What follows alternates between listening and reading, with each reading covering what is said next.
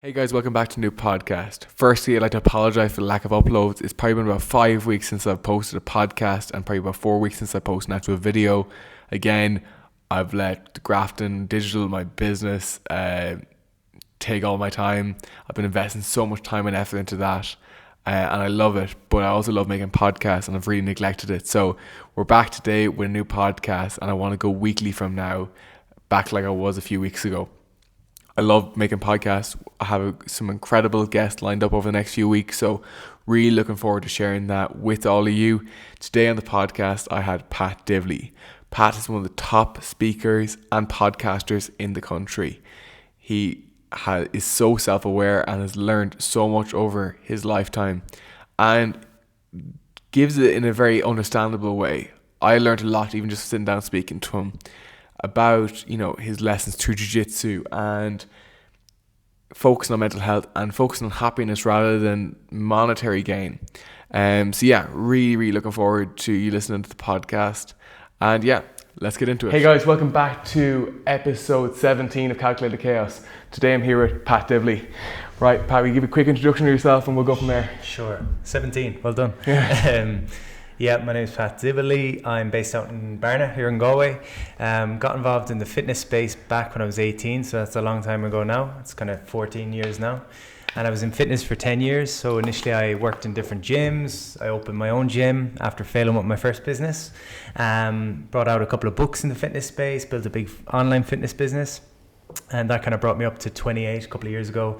And at that point, I transitioned away from fitness more into what I might call mental fitness or personal development.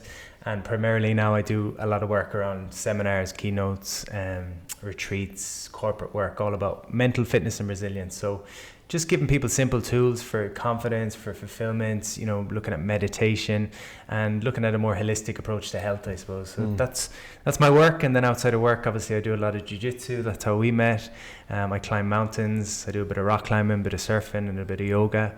I try to squeeze as much as I can into life. Yeah, no, absolutely. And like you said, we met through jiu-jitsu, which I think you've really over the last few years, because you originally did MMA like years ago. Yeah. Do you want to tell that story and then we'll go move into jiu-jitsu now? Yeah, randomly enough, I suppose when I was a teenager, I took up judo.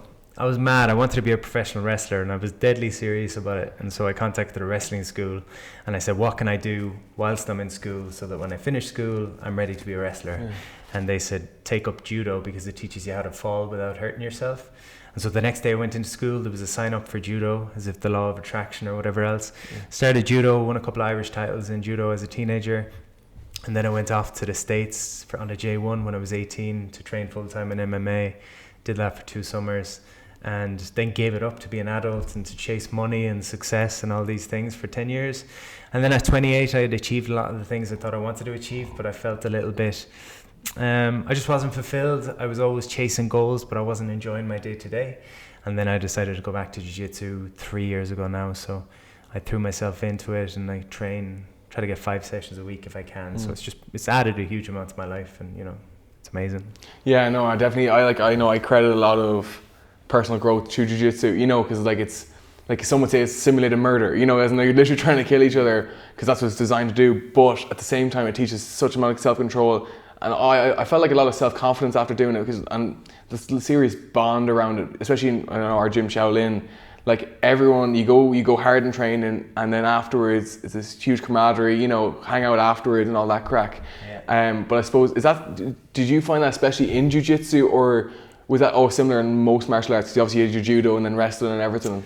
Yeah, jiu-jitsu's different. I mean, I do seminars for hundreds of women and men, but a lot of women come to the seminars and they're fascinated by how much I talk about jiu-jitsu and they're like, what is it and why is it so why do you talk about it so much? And I think jiu-jitsu to me, it teaches you about letting go of the ego to some extent, because you're going to get beaten up every time you train. Yeah. You might train for years and have someone come in on their first night that'll give you a hard time and you start thinking, Jesus, should I give this up? So it teaches you about that. It teaches you about community. It allows you to become present because you're not thinking about the future or the past. There's a competitive element to it. There's camaraderie to it.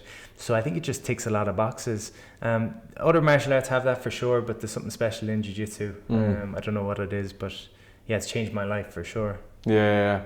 I suppose, so we'll go back to the kind of the start of your story. So you kind of went to the States and everything, and you came back. And do you want to tell the kind of stories? You're a fully qualified personal trainer, and you kind of go into Dublin and stuff, and kind of that adversity you kind of went through.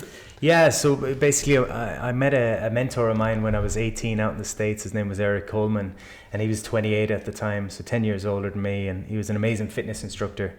And he kind of inspired me to get into fitness. I'd always been into it, but he inspired me to like pursue it. And he ended up committing suicide. He had really struggled with his mental health. And I think when that happened and I was 18 or 19, I couldn't get my head around it. But I did promise myself I was going to pursue fitness. I was doing an arts degree at the time, geography and economics, no interest in it. But I said I'd finish it out, do my personal training on the side. And then I switched. I moved to England. I did a master's in nutrition and exercise science. And then I came out of college at the worst of the recession, so 2009. I think I came out a bit entitled and thought that because I have a master's, I should be making money. I should walk into any job. But the reality was, fitness was a luxury at that time, and not everyone needed a trainer or wanted a trainer. It was one of the first things probably to go when the recession came. So I worked in a gym in Dublin, got fired from that gym pretty swiftly. It was one of the machines that vibrates that you lose weight on. Yeah. And I was very blunt with clients about what I thought of it. So again, probably naive. But I went out on my own then in Dublin, and I was kind of adamant coming from Galway that I was going to the big city. I was going to be a big success story. And that stemmed from a lot of insecurity and like a lack of confidence in myself. I felt that if I achieve a lot of things externally, I'll believe in myself eventually, because everyone's going to, pat me on the back, and that's going to fulfill me. But obviously that's not the case. But I failed with that business in Dublin. I came back at 24, Christmas Eve, tail between my legs, borrowed money for the bus home, couldn't afford presents for my family. My mum's birthday was Christmas Day. I couldn't afford a present for her. And I just felt a lot of shame. I felt like my parents had supported me and helped me and given me opportunity, and I had failed pretty miserably. And it was one of those where everyone around me had told me there's no career in fitness. Particularly at that time, obviously things are quite different now.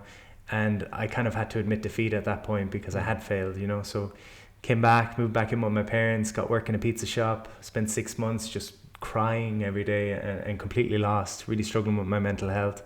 And eventually I said I'll start a small fitness class on the local beach. That stemmed from seeing someone in the UK doing something similar. And I said, if they can do it, I can do it, hopefully. And started with 5 people, and my kind of premise was, I want to be the best part of these 5 people's day. Every time they train with me, I know they've got stuff going on at home, because I know what it's like now myself.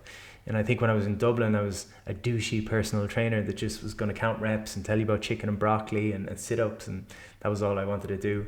But when I came home, I sort of recognized, everyone's struggling to some degree. Everyone has ups and downs. And the time I spend with a client is not about just push-ups and broccoli, but it's about like just be there for the person, give them a sense of belief that they can do things they didn't think they could, and give them a sense of belonging, that they're a part of something. And so that became the culture of my classes on the beach. We had 100 clients within 3 months, 500 clients within a year. And that opened opportunities, for books and TV and radio. And, social media was obviously a big part of what I was doing back in the day with Facebook. And 5 years on, I had 25,000 clients go through online training courses. We had raised $250,000 for local charities. So I suppose stemming from my lowest point, we were able to achieve a lot. So that was the fitness space, And like you clearly have you're very self-aware. Like you even the way you break things down, like you were able to break down critically how jiu-jitsu has helped you in your life.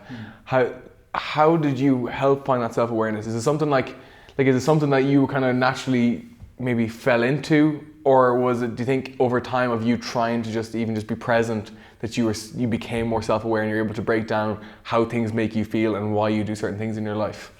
Yeah, it's journaling has been a big practice that I talk about a lot, and meditation is obviously something else. But for me, it's been I suppose just reflecting on your life, and one of the things I find is we can be really hard on ourselves when things aren't going to plan. And when you're hard on yourself and you beat yourself up about where you are, it's very hard to move out of that spot. So you think about someone who's struggling with their weight. If that person beats themselves up and feels like, oh, I look horrible and, I shouldn't be this way. And if they really shame themselves, they tend to find it hard to move out of that position. Whereas if there's a more kind of, I don't know, is analytical the word, but if you can kind of say, I am where I am based on what I've done and how I, the actions I take, but I can change. I think that allows you power. So my experience has been, when I'm happy in life, I reflect on what am I doing that is working. When I'm not happy, when I struggle with my mental health, or I struggle with my energy, or I struggle with my confidence, I just step back and I don't get caught up in the storm. I just ask myself, like, what is it that's going on here?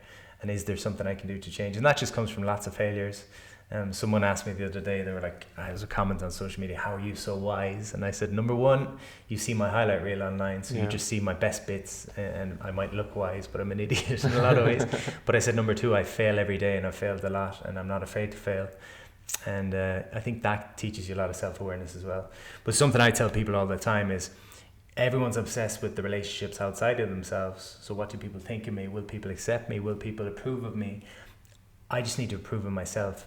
And to improve a relationship with someone else, for me and you to have a better relationship, we'd have to spend time together. We'd have to have new experiences and new conversations. We'd have to be present. So we wouldn't be on the phone all the time. We wouldn't be having the same conversation every day. But then with ourselves, we want to improve that relationship. Do I take time for myself? Do I have new experiences and conversations? And am I present, or am I always plugged in? And the new experiences and new conversations for me has been a big thing, that most people live the same thought patterns and the same actions and the same habits every day. And how do you get to know yourself there? For me, if you go and do a salsa class, or you go and learn guitar, you go and learn a language, you go and put yourself into a uncomfortable setting. I mean, I watch what you do with your skydive and your, speaking at seminar. I was amazed. Like, I didn't do a public speaking engagement until I was 26. I was that scared. So you're miles ahead of the curve with that. But you know what it's like. You learn through these experiences. You build confidence because you come out with a reference point. I tried that. I didn't get it perfect, but I survived, and I know more about myself now, and I know more about the activity. And you just keep doing that, I think. Yeah, no, totally agree. And especially, like, I've always kind of pushed getting out of your comfort zone. And like, I think the YouTube channel was probably the best thing I ever did in that sense, because that was the big first point I've taken of, I don't care what other people say. I've never made a video before, but I know if I start it, I can get better, because it's just thrown in the deep end. Same with the business, same with everything, just literally just jump in the deep end.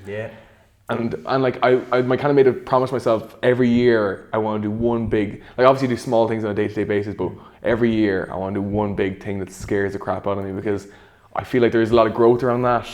And like you said, if I fail, I fail. But like, but I think I talked about this in seminar, I'm more afraid of regret than I am of other people's opinions. So an exercise, I work with older clients. I work with every age, but I mean, I did a men's retreat a couple of weeks ago. The guys were probably an average age of 40 to 50, some older guys, some younger.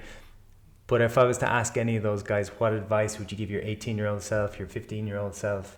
If I was to give myself advice looking back, it would be like, don't take yourself so seriously. Don't be afraid to express yourself. Don't feel the need to wear masks to fit in, all that kind of stuff. So generally the advice you would give your younger self is the same advice you need today. So I have to remind myself of that all the time. Don't get caught up. Don't think that you have to get things perfect and all that kind of stuff. I saw a good quote yesterday, back to the jiu-jitsu thing of, like, white belts. We start as white belts in jiu-jitsu. That's the first belt. And the quote was something to the effect of, the white belt is miles ahead of the person on the couch. Yeah, so you might feel like a beginner, but I got into surfing recently and I'm new to it, and I promised myself I'd do 100 hours this year. And the mentality with that is, you do 100 hours of anything, you get better. But most people won't do the 100 hours of the new thing because they'll look silly for the first 20 or 30 hours. That's the hardest bit. And so if you can let go of the need to look cool, or let go of the need to get things right or be perfect, and just make yourself show up. It's the same with the gym. If I go to the gym thinking I have to have the perfect workout, I'll procrastinate and I won't do it. But if I say I just got to show up, and so I'm getting better at surfing slowly but surely. And my first day standing on the board was like, there's an idea that, how would you put it? A gram of action is more powerful than a ton of thinking about doing the thing. In other words, one little action is so much better than living in your head. And that's how fear tends to operate. It's like a diving board, and that the longer you wait, the scarier it gets, because your mind comes up with all these ideas about what's going to go wrong. So it's like starting the YouTube channel. You just got to press record, get it out there, jump, and then trust that you'll grow the wings on the way. And sure, like you said, if you fail, you fail. It's just a learning process. I think Gary Vee talks a lot about that. That's one of his real talking points, is like, you can spend ages thinking about something, but like, just do it, just start. And he's the reason that I started that first YouTube video, But So come back to kind of your whole career. So obviously you have to be business savvy in what you're doing, because obviously you're self-employed, and that's inherently you have to be business savvy. Did you kind of learn as you go along, or like did you kind of see maybe small habits in yourself when you were younger that you were kind of slightly business savvy, you know?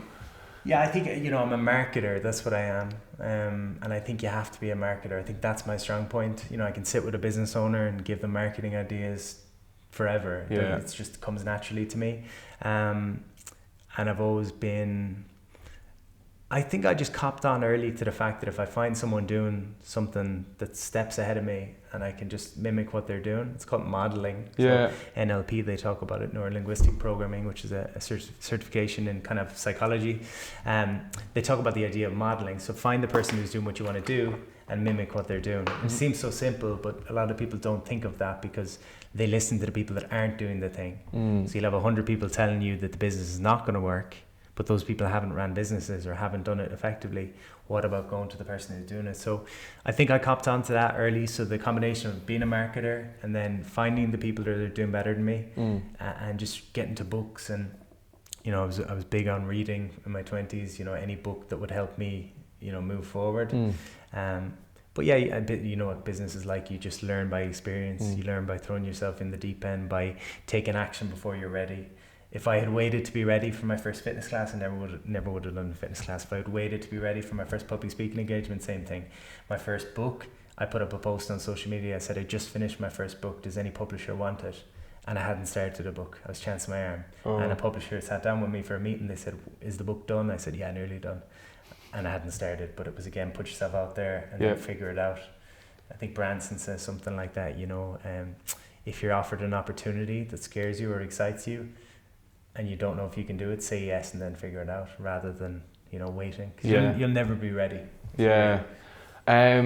And then I suppose you embraced digital quite early, hence why you built a serious following. I think you're over 200,000 on Facebook, and then obviously you're building the Instagram up and you use YouTube sometimes. I know you're not as active on there anymore. But I suppose, did you face much backlash? Like what was your original strategy? So I know just jumping in with social media, but what was your original kind of thought process with Facebook and stuff? Yeah, so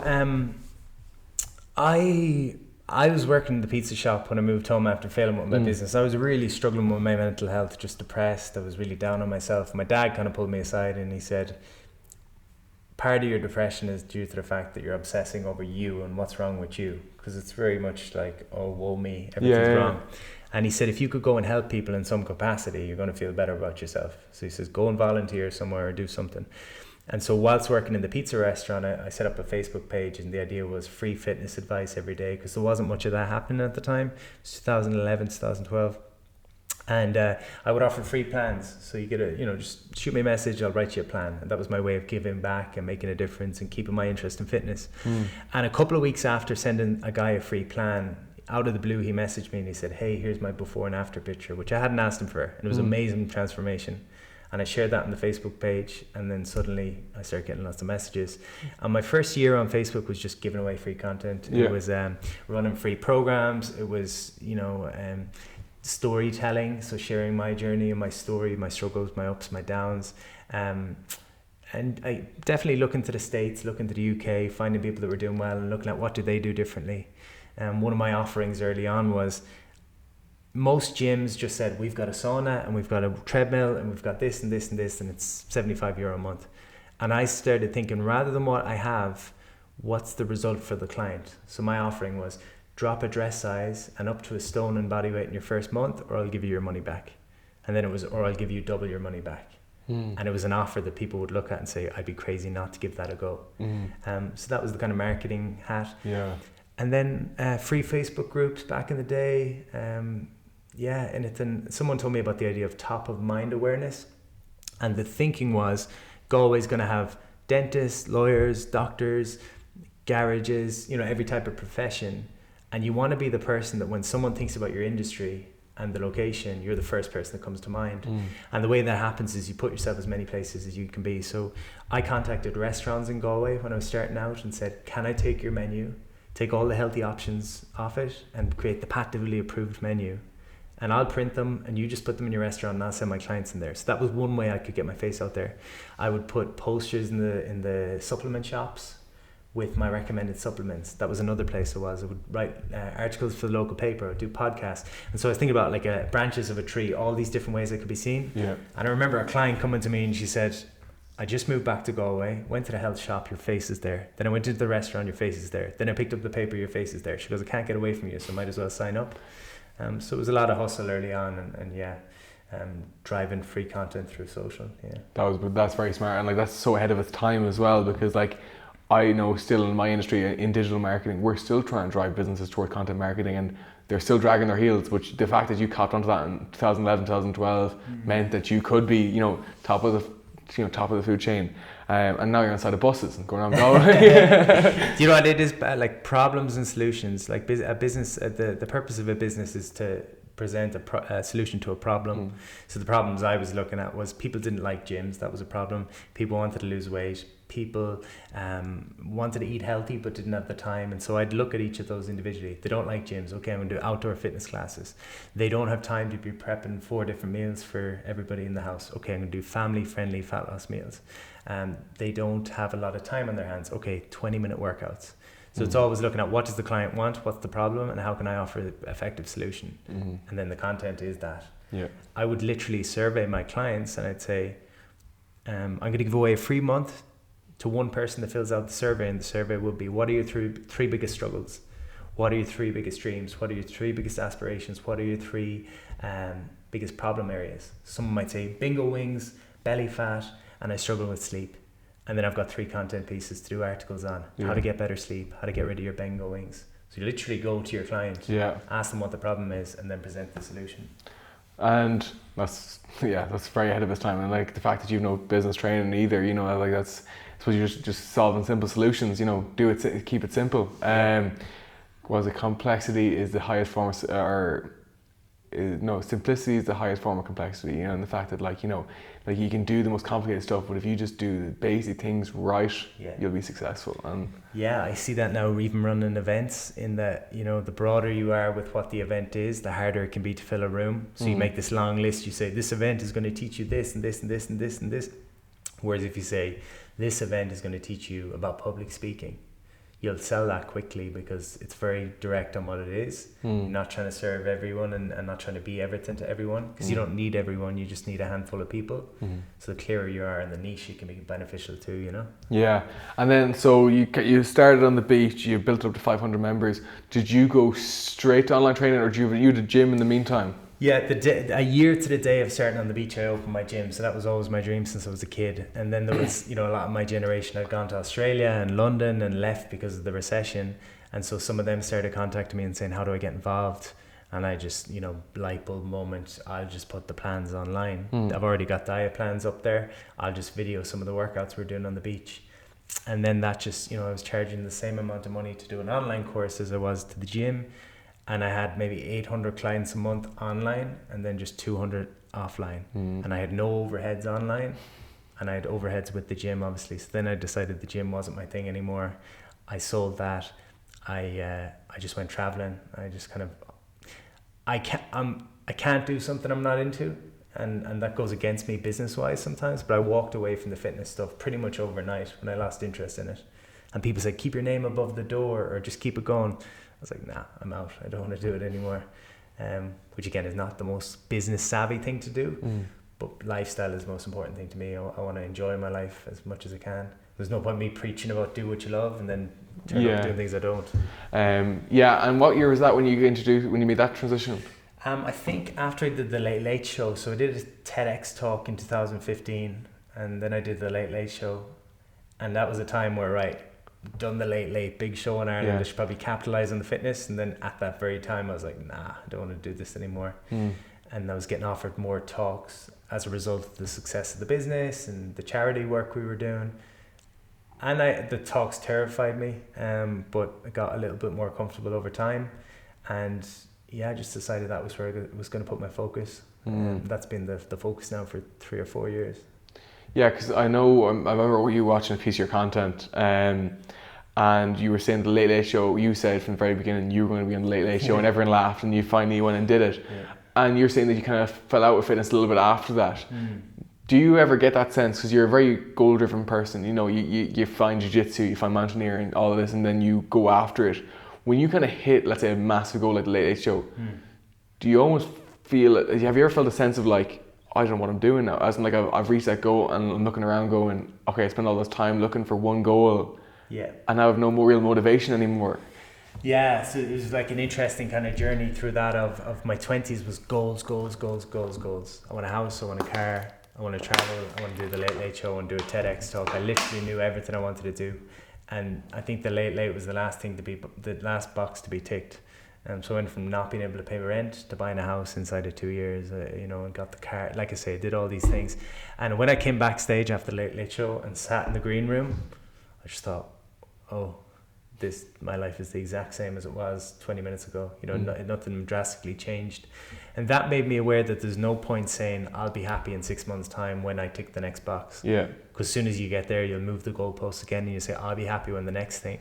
And they done happiness research on Harvard students, and people thought it was crazy to look at Harvard students because they've got it all. Yeah. But then you think about a Harvard student, they do really well in they're top of the class in school. And then the expectation when they get to Harvard is they're surrounded by lots of clever people, and now they want to be at the top of that class. And then you're a Harvard graduate, so now you want to make the most money. And it's always raising the bar. So you're always chasing. And that's why jiu-jitsu and mountaineering came into my life. It was something I could do where I could enjoy the journey. And I think I had a phase where I was very loose and I didn't have any goals. I was just go with the flow. And now I think I've found a happy medium of I've got goals and targets, but I'm not obsessed by them. I'm obsessed with enjoying the journey. I have to enjoy every day.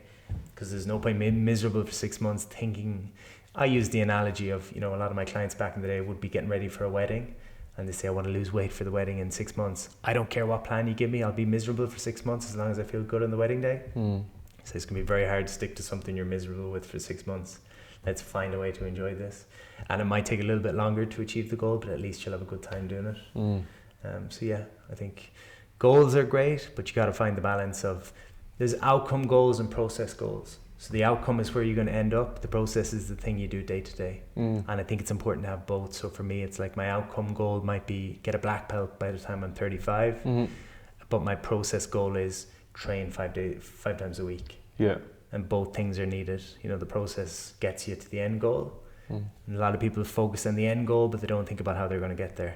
I think you need to be honest on that. Yeah. No, totally, and I kind of understand, like, 'cause I'm very goal obsessed, and I probably amn't present enough, and something I'm trying to work on. But I feel like a lot of our generation, especially Generation Z, are like that, because you see, like, we see the most successful in every area, because that's what the internet, you know, because like they're obviously the most popular. So you're seeing the top influencers, seeing the top athletes, you know, all the time, and you're like, okay, that's what I want to be. I'll be happy when. And when I heard you say that piece, I was like, yeah, like, you need to focus on being more happy, you know. I remember when I was 24, 25, and I was going a million miles an hour chasing everything, and I mean, there was a year I did 100 talks for free. I was running the gym. I wrote 2 books, and I was doing TV on a weekly basis. It was a lot, and then, you know, a social life on top of that, and travel on top of that. It was a lot. And I remember older people telling me, "You're not going to be able to maintain this pace." And I was like, "No, I'm different. You know, I'm different." And they were saying, "No, I've never seen anyone maintain that pace." And sure enough, I burnt out through that. You know, so again, I think you can learn from the people that come before you, and I should have listened to those people. So it's just keeping an eye on it. I think your 20s are for grafting as well. As long as you're doing something you like, you know, it's good to be goal driven, and it's just a balance, I think, you know. I definitely let my friends fall to the wayside at times because I was so obsessed with goals, and that wasn't good.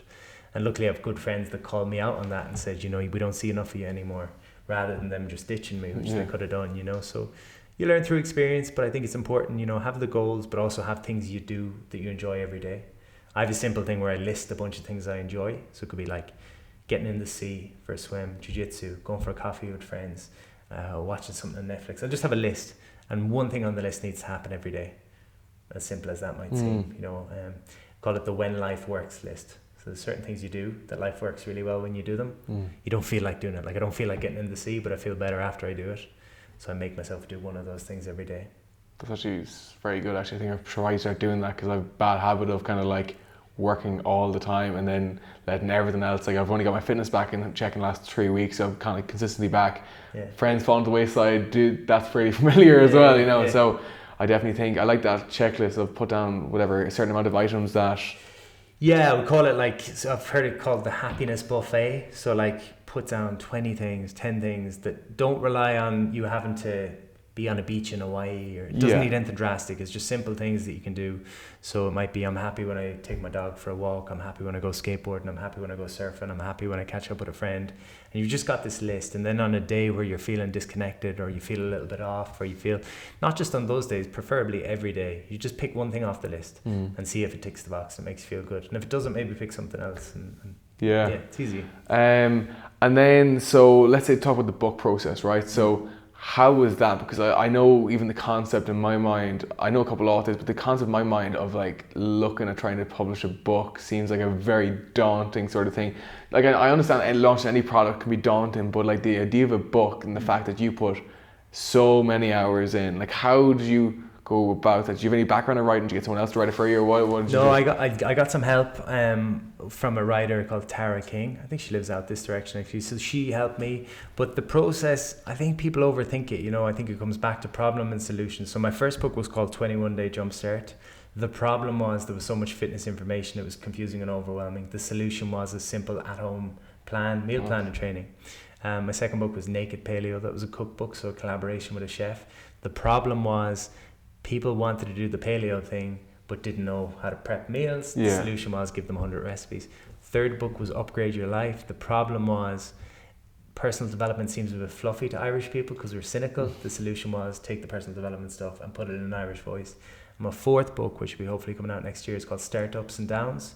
The problem is being a startup business is hard, and there's not much looking at the mental health side of it. There's a lot on systems and marketing and stuff. So the problem is it's overwhelming being a small business owner sometimes. The solution is the book, hopefully. So here's some strategies. So problem and solution. And then I would just break it down into different chapters. Okay, what's the 5 things that are a big struggle for entrepreneurs? Loneliness, overwhelm, imposter syndrome, fear and self-doubt. What's the 5 solutions? Boom, boom, boom, boom, boom. And that's 10 chapters. And that might be the starting point. Each chapter, the chapter on fear, what 5 points do I want to make on fear? I would just work that way, then start working backwards. I suppose like you said, like the whole black belt thing, and then training 5 times a week. Like you have the bigger goal, which is daunting. But when you break it down, like that, then it seems a lot more realistic. Yes, as Jerry Seinfeld, the comedian, used to have a thing where, you might have heard this before. He had a wall chart, and every day he would write one joke, and he would put a big red X on the wall chart, and his goal was to never break the streak. And the theory was, if he writes a joke every day, at least a few of the jokes in the month will be good. Whereas if he waits until he's inspired, and he only writes when he's inspired, there might be nothing in the month. And so in the same way, if you were to write a book, you could say, I'm going to write 2 A4 pages every day. Or I'm going to type 2 A4 pages. That's 700 pages in a year. That's 3 books probably. And then you start editing that down. So it's that idea of just keep showing up. Ed Sheeran, I always reference different people, but Ed Sheeran was asked, what made you an amazing musician? And he said, when you turn on a tap that hasn't been turned on in a long time, dirty water spits out. He says, if you leave it flowing, eventually the clean water comes. And he said, it's the same when you start a creative process of a book or music. He said his first 100 gigs, he was awful. That was the dirty water coming out to make room for the good. First, learning to sing, learning to write songs. And he said, most people don't want the dirty water. So they turn back off the tap. But if you want to be creative, you got to let that come through first. Yeah. And then, so I suppose you kind of were building up your social media and stuff, and obviously that was a good funnel for the likes of your book and and your online courses. What other ways did you kind of go about that? So did you, like, what sort of countries, like I presume Ireland was your main point, but what other countries did well, and what other, like, was it mainly Ireland, or where did you sell? With the book? Yeah, so the first 2 books were through an Irish publisher. Small publisher, they did really well in Ireland, thankfully. Yeah. Third book went through John Wiley, that's a big publisher in the UK. And randomly, I think that was in every airport, a lot of airports all around Europe and overseas. So I don't know where that did well, but it did randomly get translated to Arabic. So it went through an Arabic dealer as well. So it's out in Arabic, which I thought was strange. Because again, the premise of that book was personal development for Irish people. Yeah. And there's all these stories about my friends and my dad, and and now it's out in the Middle East, which is strange. But just primarily the Irish audience, and then It hasn't done a huge amount abroad. You know, it's sold a certain amount in America and Australia and these different places and just pops up randomly. But part of my theory is you never know who's in front of you. So there might be one person that picks up that book and is the biggest contact in the world for something. Like there was a girl last year listening to my podcast, and she worked for Qatar Airways, and they flew me out to Qatar to give a keynote for their conference. Wow. And I was like, where did you hear about me? She said, oh, I just heard one of your podcasts. So the same as what you're doing here. It's like the more content you put out there, good content, the more people you're getting in front of. And same with public speaking. You might only have 5 people turn up for your talk, but for all you know, one of those people could have the biggest network in the country, you know? So you just got to always show up and consistently show up. That's going to be my thing for 2012, 2019, 7-8 years now. Every day I show up, you know. Yeah. So hitting a few other key bits before we kind of wrap up. The whole public speaking thing, like I've always been fascinated by it, and since I was very young, and obviously I got to seminar because thanks to Dr. Damien Clark for letting me have the opportunity. But I actually really liked what you did. The kind of was almost a 10-year difference of one of your first public speaking gigs and what you're like now, and it was fascinating because like I think people see you right now and you're a very polished public speaker now because you've done it hundreds if not thousands of times. What made you kind of go in that direction? Like what made you want to go up on stage? Because I know you said you were terrified of it, you know, but what made you go, okay, this is worth me push myself constantly? It was different things. I think, you know, we're driven by inspiration or desperation. So some people are inspired by something and they want to move towards something, and then other people are trying to get away from something. So for me, being broke at Christmas when I was 24 and not having presents or money to buy my family presents and having to move back in with my parents, I promised myself that day, like I was like, this is never going to be the case again. And so that not wanting to be in that position, not wanting to be struggling as much as I was struggling mentally and emotionally, pushed me into, right, I'm scared, but I don't want to go back there. So that was part of it. And then just, you know, the feedback you get from people that connect with what you're saying. Like, I saw this thing the other day. It said like each of us is a piece of a jigsaw puzzle, and for the jigsaw to all come together, you've got to do what you're supposed to do in your own voice.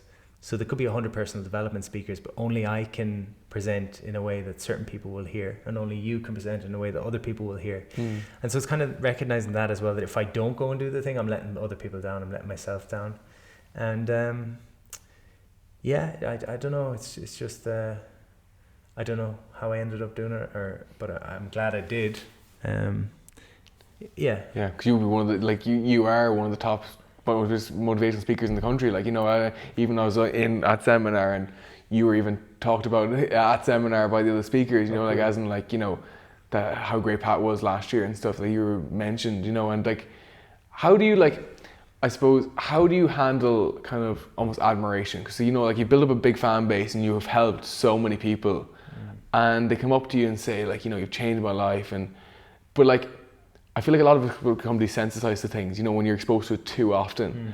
How do you try and still receive that admiration? And then at the same time, I know people would say the same thing about, you know, people leaving bad comments on the internet. Like, so do you have almost a desensitized to both of them? How do you try and balance that? I think I am somewhat desensitized to both.